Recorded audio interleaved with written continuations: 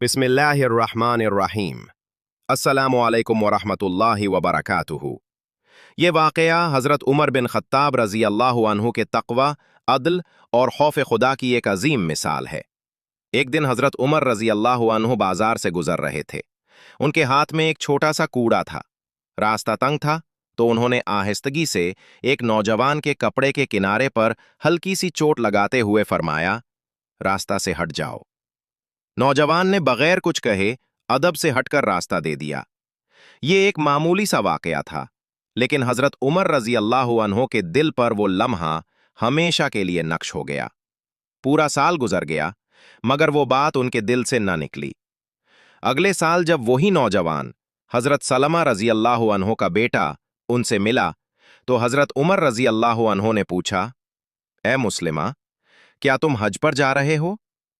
उन्होंने अर्ज किया, जी हां अमीरुल मोमिनीन। हजरत उमर रजी अल्लाह अन्हो ने उसका हाथ पकड़ा, अपने घर ले गए और 600 दिरहम लाकर उसके हाथ पर रख दिए। फरमाया, ये इस कूड़े के बदले हैं जो मैंने तुम्हें मारा था। इन्हीं अपने सफर के काम में ले आओ। मुस्लिमा रजी अल्लाह अन्हो हैरान होकर बोले, अमीरुल मोमिनीन, वो तो मुझे याद भी नहीं। हजरत उमर रजी अल्लाह अन्हो की आंखें नम हो गईं और फरमाया, लेकिन मुझे याद है, मैंने तुम्हें मार तो दिया था, मगर पूरा साल मेरा दिल खटकता रहा। सुभान अल्लाह।